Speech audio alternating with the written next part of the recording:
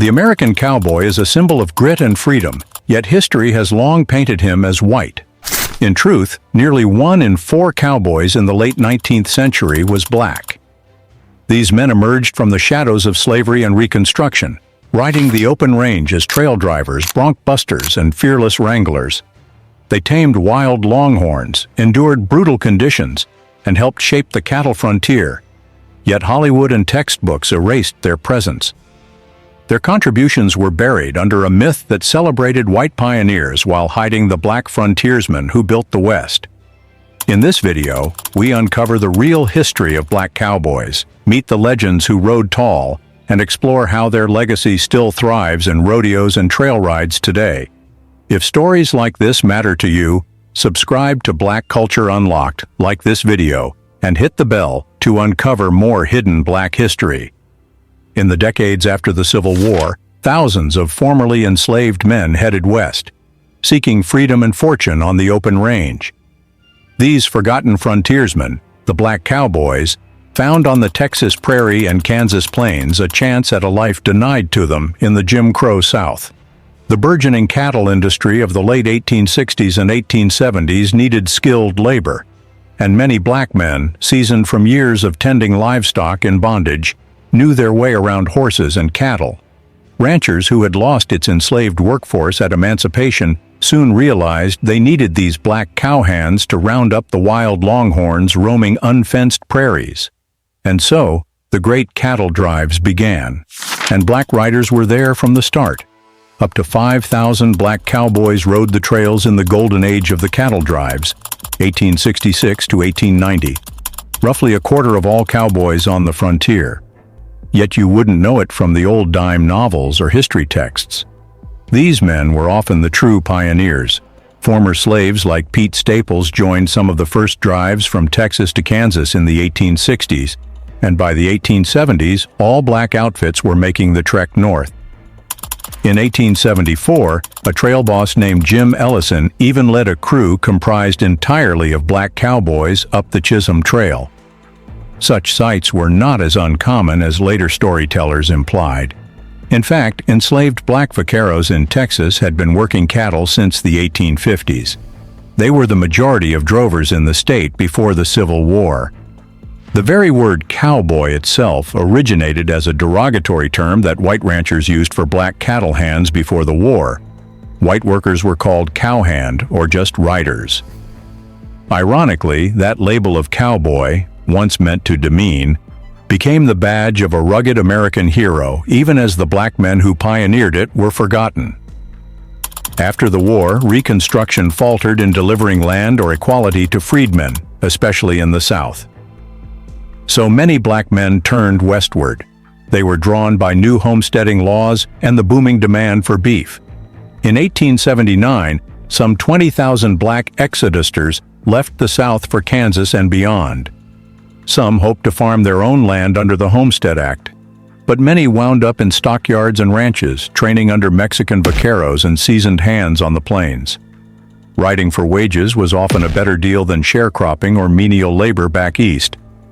On the trail, a good cowhand was a good cowhand, and your skill with a rope or branding iron could earn you a place at the campfire. Being a cowboy offered a taste of self-governance and adventure that was hard to find elsewhere for black Americans at the time. One historian noted that on the Texas range, black cowboys frequently enjoyed greater opportunities for a dignified life than anywhere else in the United States.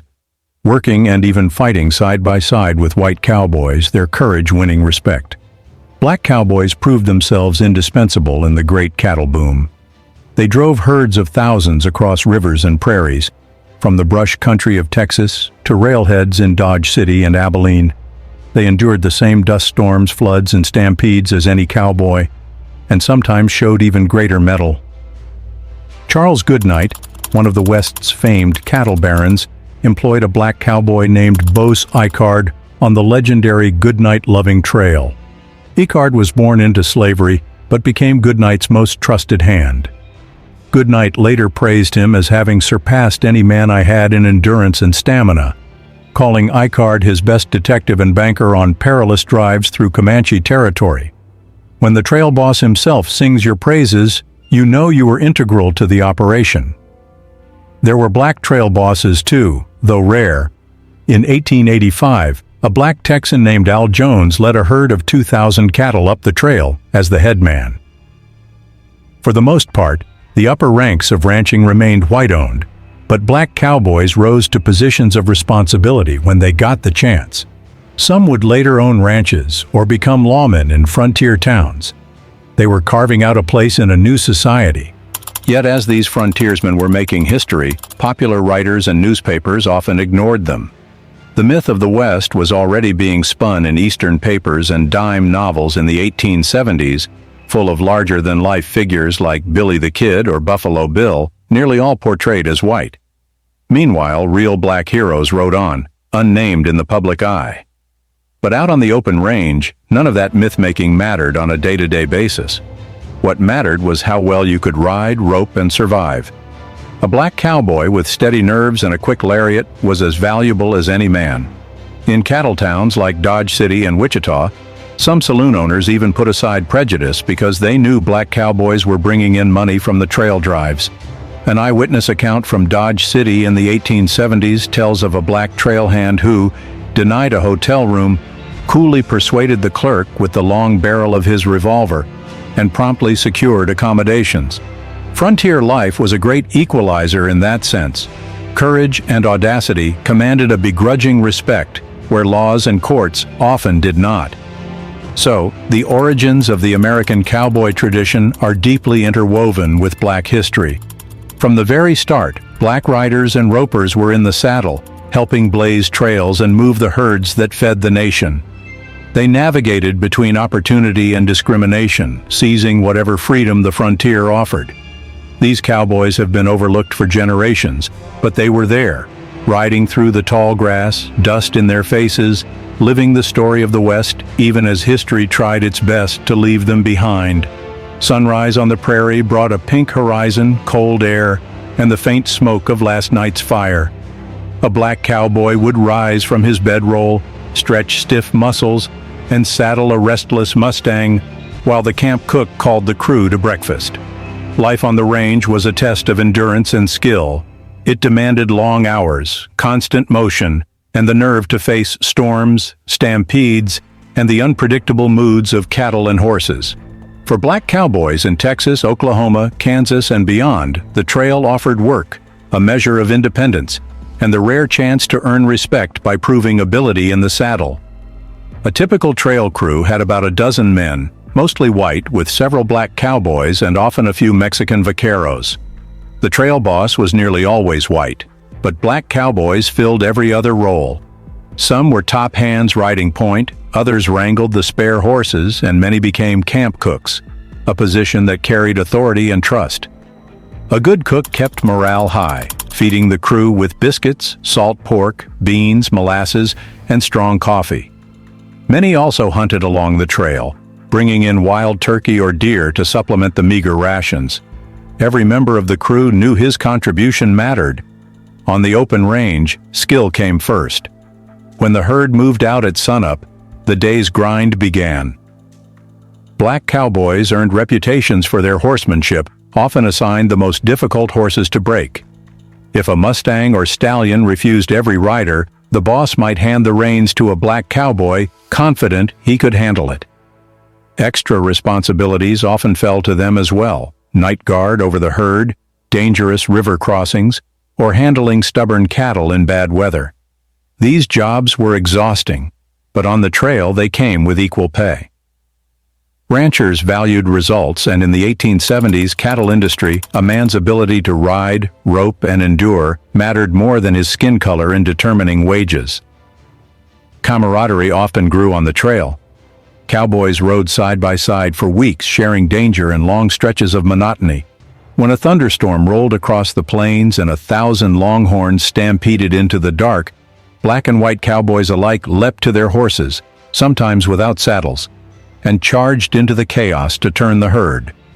Trust was forged in those frantic rides and on the lonely night watches under a sky full of stars. Around the evening campfires, they swapped stories, teased one another, played cards, and sang to the cattle to keep them calm. Out in the wilderness, ability earned admiration, and survival demanded cooperation. But prejudice never vanished entirely. Some trail bosses insisted that black cowboys eat and sleep apart from the rest of the crew. And after months of rough equality on the drive, entering a frontier town could be a jarring reminder of the color line. Saloons and hotels in Kansas cowtowns like Dodge City often denied black patrons or restricted them to certain sections. Still, courage and reputation sometimes broke barriers. Stories circulated of black cowboys who challenged discrimination with quiet confidence, like the one who, after being told there were no rooms at the Dodge House, laid a long-barreled revolver on the counter and politely insisted a key be found. The clerk obliged. Tales like these became part of cowboy legend, reinforcing the respect black riders earned on the range. Daily life was relentless. Cowboys rose around 4 or 5 a.m., ate quickly by the fire, and rode out to move the herd. They spent hours under the sun, singing or whistling to soothe the cattle, cracking whips to keep stragglers in line, and scanning the horizon for threats. Lunch might be nothing more than a cold biscuit eaten on horseback. By evening, they reached the next camp, often covering 15 to 20 miles in a day. After supper, the men relaxed briefly, talking, gambling, or listening to a banjo before rolling into their blankets under the open sky. Those assigned to night duty circled the herd in the dark, alert for rustlers, wolves, or any sudden movement that could trigger a stampede. It was exhausting, dangerous, and sometimes monotonous, but it was also a life that gave many black cowboys their first real taste of self-determination. When drives ended at the railheads, the rhythm changed. In cattle towns, black cowboys often formed their own circles in the few saloons or gathering spots that welcomed them. Some sent wages home to family in the South. Others, after successful seasons, bought land or started small ranches in black settlements like Nicodemus, Kansas, or in parts of Indian Territory where segregation was less rigid. They built small communities on the edge of the frontier, tight-knit and resourceful, often supporting one another in work and in leisure. Rodeos and informal cowboy tournaments became an outlet for competition and pride. Though white organizers sometimes excluded them, black cowboys found ways to participate, showing off the same roping and riding skills that had earned them respect on the trail. Evenings on the range were when culture lived and memory survived. Around the fire, older cowboys told stories of perilous river crossings, stampedes under lightning skies, or duels with rustlers. One might describe fording the Red River as a teenager clinging to a swimming horse with cattle thrashing all around. Another might recall the best roper he ever knew, a black cowboy from Louisiana who could catch a steer by the horns and hind leg in a single throw. Songs and laughter drifted into the night, and the hum of those campfire tales kept the legacy alive. It was an oral history the outside world rarely recorded, but within the fraternity of the range, it was known and honored. Life on the range was harsh, isolating, and physically punishing, yet for many black cowboys, it was a life of possibility. It allowed them to earn wages comparable to white counterparts, escape the strictures of the Jim Crow South, and claim a place in the mythology of the frontier, whether history acknowledged them or not. Each mile of trail dust, each bronco broken, and each calf branded was a step toward freedom and self-respect. In the open landscapes of the West, under endless skies, black cowboys carved out their destinies. Their stories, kept alive in laughter, songs, and quiet moments under the stars, formed a living legacy that no exclusion from history books could erase. If most people learned about cowboys from Hollywood or school books, they could be forgiven for believing the Old West was all white. Popular culture reduced the cowboy to a single image, the clean-cut white man in a white hat, riding into town to tame wild horses or face down outlaws. Black cowboys barely existed in that narrative. Their presence on the frontier was systematically erased by films, novels, rodeo shows, and the school curriculums that followed. This distortion shaped how generations imagined the West, replacing reality with a narrow, racially sanitized myth. Hollywood bears much of the blame. Early westerns in the 1920s through the 1950s rarely acknowledged black riders. John Wayne's films and other classics showed cattle drives in frontier towns without a single black cowboy, ignoring the fact that roughly 1 in 4 real cowboys was black. Studios, operating in a segregated America, believed audiences would reject black heroes. When they did appear, black characters were often comic sidekicks or brief token figures. There were rare exceptions, such as the 1922 silent film The Bulldogger starring Bill Picket, or the 1930s race films Harlem on the Prairie and The Bronze Buckaroo made for segregated theaters. These projects gave black audiences a glimpse of themselves in the saddle, but they never reached mainstream viewers. By the 1950s and 1960s, cracks in Hollywood's color line began to appear, but only slightly. Woody Strode brought a quiet dignity to roles like the Scout in The Man Who Shot Liberty Valance, 1962. Sammy Davis Jr. briefly played a blacksmith and gunslinger in The Rifleman. Not until 1968 did Otis Young become a black lead in the primetime Western series The Outcasts. That was a full century after black cowboys had actually roamed the plains, showing how long the entertainment industry resisted acknowledging reality. This omission reinforced a false belief that black cowboys were anomalies, not part of the everyday fabric of the frontier. The erasure extended into the history Americans were taught. Textbooks through much of the 20th century framed the West as a story of white settlers and lawmen. Black pioneers, Mexican vaqueros, Chinese railroad workers, and indigenous allies or rivals were sidelined. Cultural memory absorbed a selective story.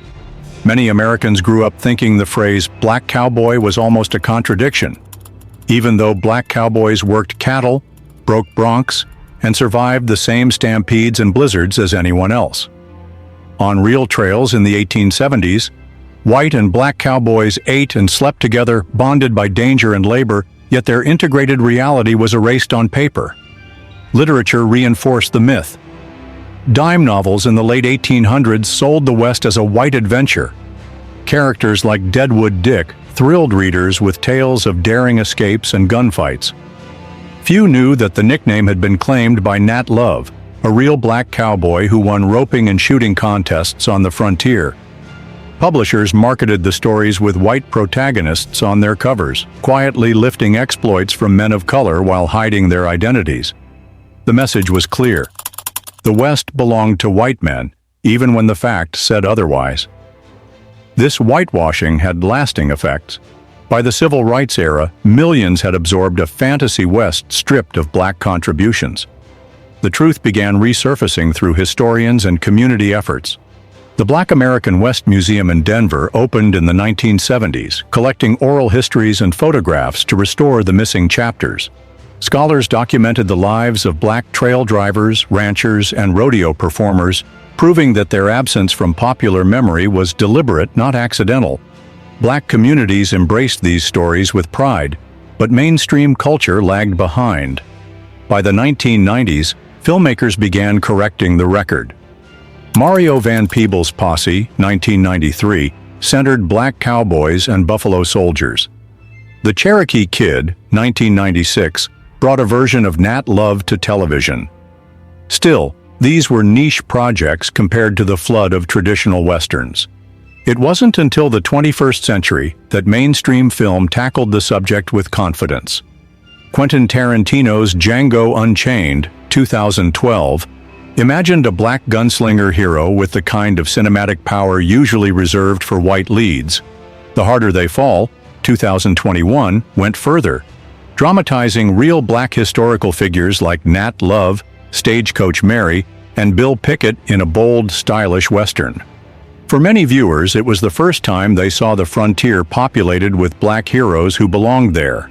Black artists and communities have also reclaimed cowboy culture outside of film. The Yeehaw Agenda, a social media and fashion movement, celebrates black Western heritage through music, photography, and style.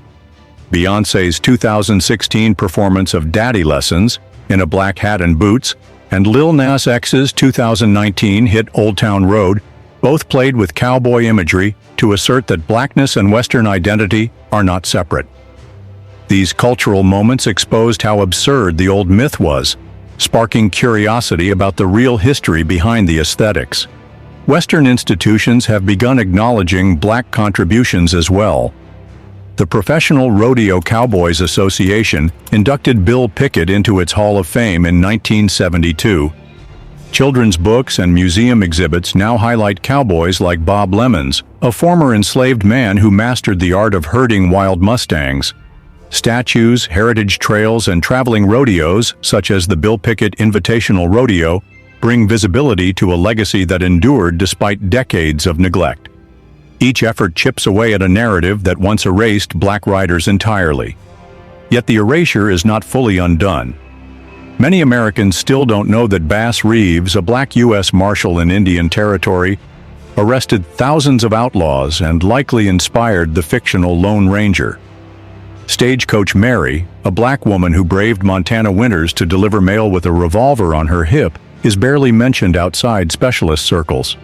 Mainstream media has only begun to incorporate these stories. Each new film, museum, and viral image adds a brushstroke back into a canvas that was once intentionally left blank. The damage caused by exclusion runs deeper than miseducation.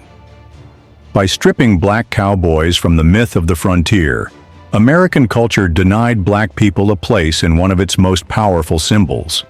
The cowboy as a figure of freedom and self-reliance.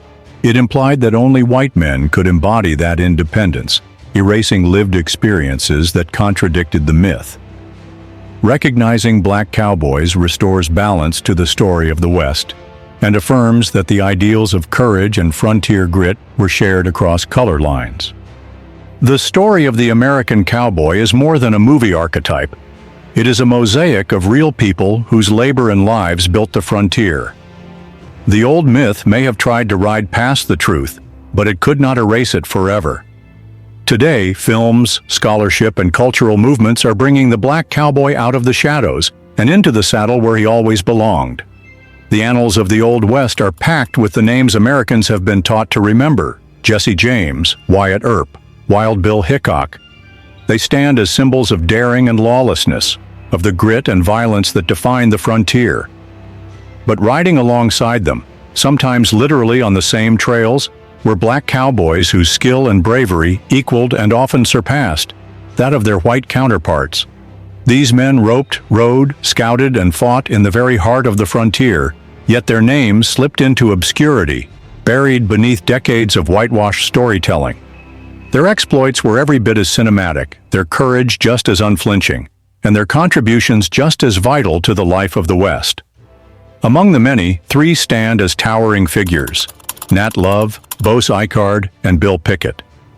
Each carved his place in history through a different facet of cowboy life.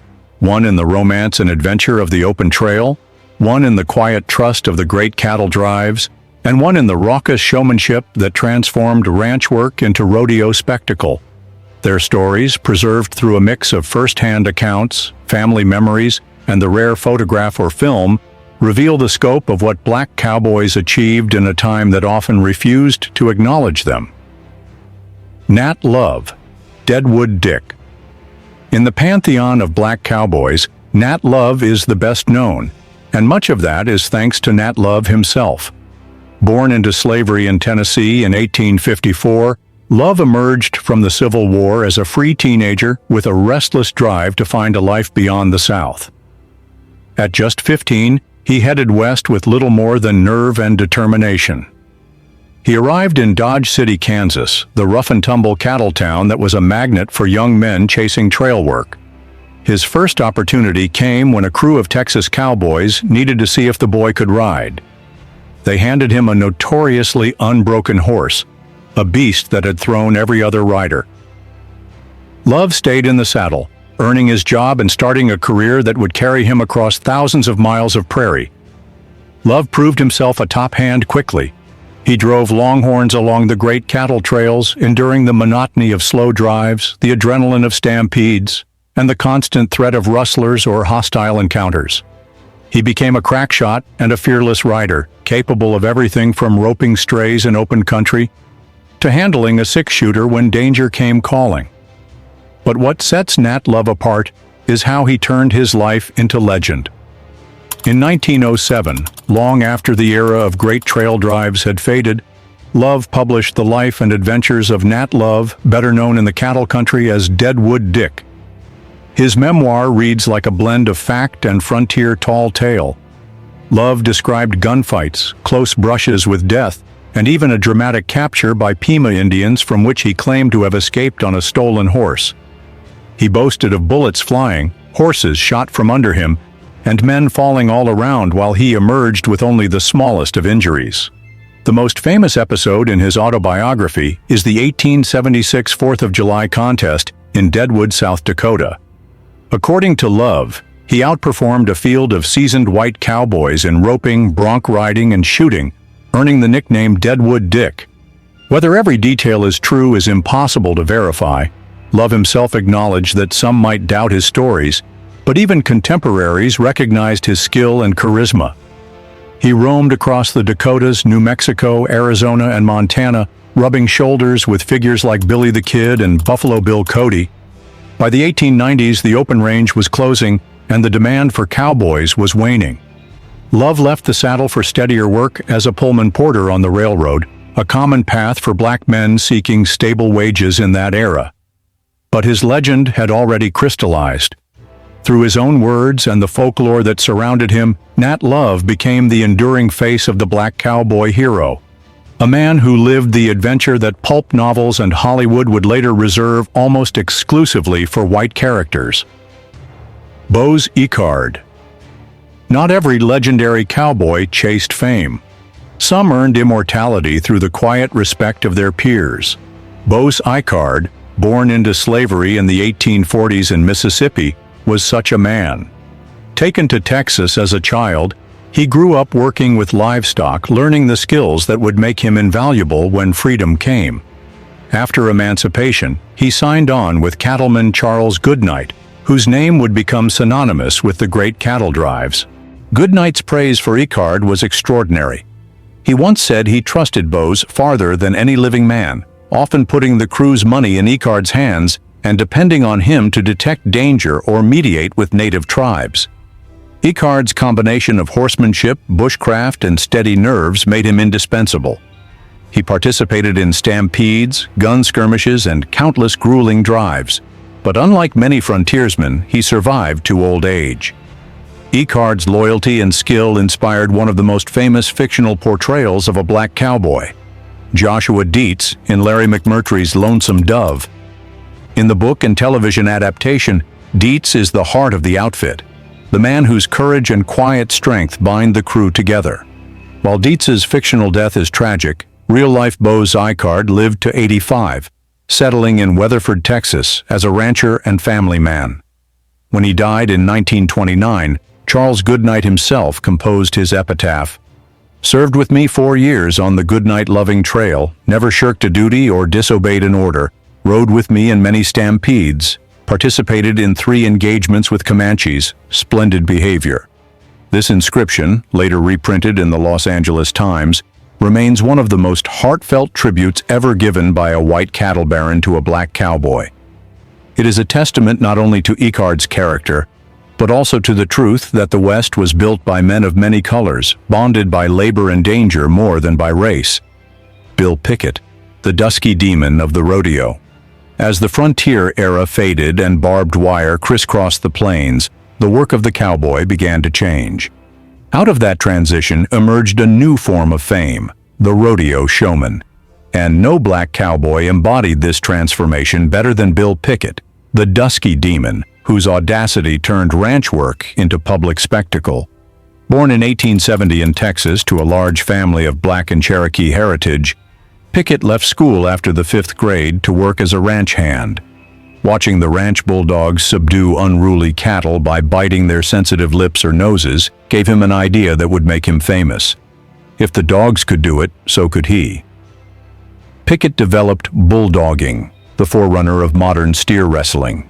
He would gallop alongside a running steer, leap from his horse onto its neck, grab the horns, and most shockingly, bite its upper lip to bring the animal down. Dangerous, daring, and spectacular, the stunt became his signature. In the 1890s, Picket and his brothers formed a small performing troupe, demonstrating his bulldogging feats at local fairs. By 1905, he had joined the legendary 101 Ranch Wild West show in Oklahoma, performing alongside icons like Will Rogers and even the aging Buffalo Bill Cody. His act astonished audiences across the United States and reportedly in Mexico, Canada, and Europe. Picket became one of the first black cowboys to appear in motion pictures, starring in the silent films The Bulldogger, 1921, and The Crimson Skull, 1922. But racism still followed him. Many white rodeos barred black competitors, and Picket sometimes claimed Comanche heritage to bypass segregation. Despite these barriers, he became a folk hero, showing that black cowboys could dominate the very sport that celebrated frontier skills. His career ended with the same raw danger that defined it. In 1932, Picket was kicked in the head by a horse and died from his injuries. But his legend lived on. In 1972, he became the first black cowboy inducted into the National Rodeo Hall of Fame, and today the Bill Picket Invitational Rodeo honors his legacy, touring the country to showcase black rodeo talent. Modern steer wrestling owes its existence to his fearless creativity.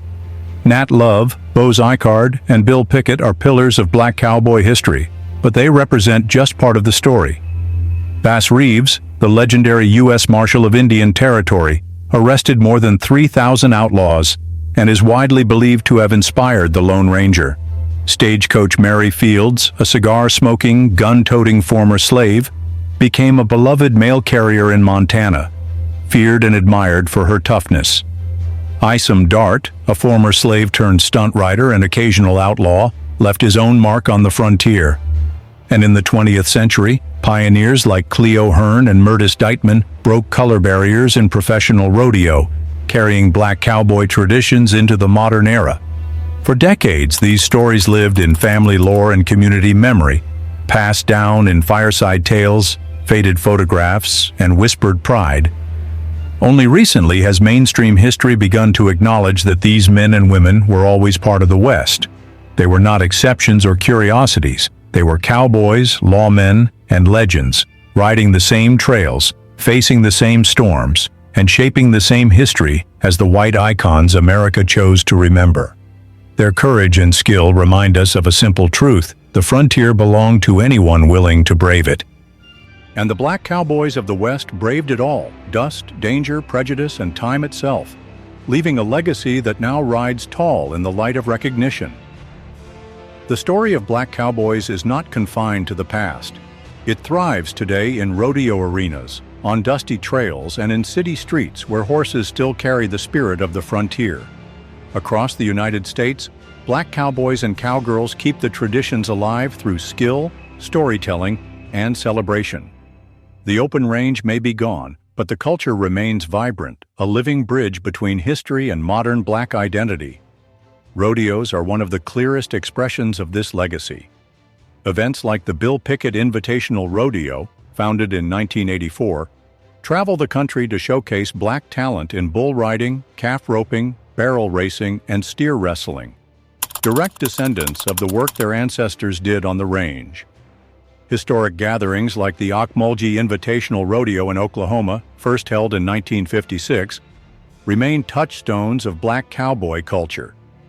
Champions such as Murtis Deitman, the first black bull rider at the national finals, and Charlie Sampson, the first black world champion bull rider, paved the way for stars like Fred Whitfield, an 8-time world champion roper. These competitors prove that black cowboys belong in the winner's circle, carrying forward a tradition built on resilience and mastery. Beyond the arena, community trail rides and saddle clubs nurture the culture at a grassroots level. In Texas and Louisiana, weekend rides bring together hundreds of riders, young and old, who traverse the countryside in colorful regalia before gathering to cook, sing, and swap stories under the stars. Music and dance from Zydeco to trail ride blues turn these gatherings into living echoes of the old cattle drive campfires. Urban groups keep the tradition visible in unexpected places. The Compton Cowboys ride Los Angeles streets to mentor youth and reclaim the cowboy image. The Federation of Black Cowboys in New York City teaches city kids to ride. And Philadelphia's Fletcher Street Urban Riding Club connects inner-city youth to horses and heritage. Popular culture has begun amplifying this living history. Beyoncé, Lil Nas X, and the Yeehaw Agenda movement have celebrated black cowboy aesthetics, bringing visibility to a legacy long overlooked. Films like The Harder They Fall, 2021, dedicate their stories to the real black cowboys whose contributions were buried under myth. Museums, festivals, and heritage days now honor this history openly, while family stories and community events ensure it never fades. The black cowboy is no longer a hidden figure. He rides in rodeos, parades, and viral images, inspiring new generations to claim their place in America's frontier story. Each horse saddled, each story told, and each young rider inspired is proof that the legacy lives on. A legacy of skill, freedom, and unbroken pride. If you enjoyed uncovering the real history of black cowboys and how their legacy rides on today, make sure you stick with us at Black Culture Unlocked. These are the stories that history books left out, and we're bringing them to light. Hit subscribe, tap that like button, and ring the bell so you never miss another chapter of Black history and culture that deserves to be heard. Dive into our other videos for more powerful hidden stories, because here we make sure our legacy rides tall.